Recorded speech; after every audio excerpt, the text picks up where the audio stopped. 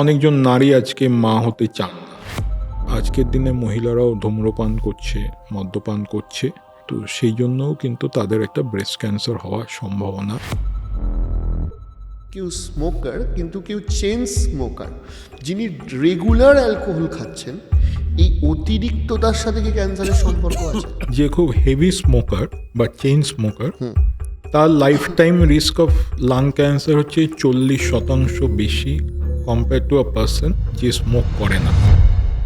আমরা 2011 ওয়ার্ল্ড কাপের মহেন্দ্র সিং ধোনির ছয়টাকে খুব মনে করি। ম্যান অফ দ্য সিরিজ ছিলেন যুবরাজ সিং, যিনি কিনা ক্যান্সার নিয়ে ওই বিশ্বকাপটা খেলেছিলেন। और इस वक्त की बड़ी खबर, क्रिकेटर युवराज सिंह की कीमोथेरेपी हुई है।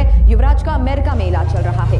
অনেকজন মানুষ ভাবে যে যুবরাজ সিং এর যে লাং ক্যান্সার হয়েছিল, কিন্তু এটা লাং ক্যান্সার না, এটাকে বলা হয় একটা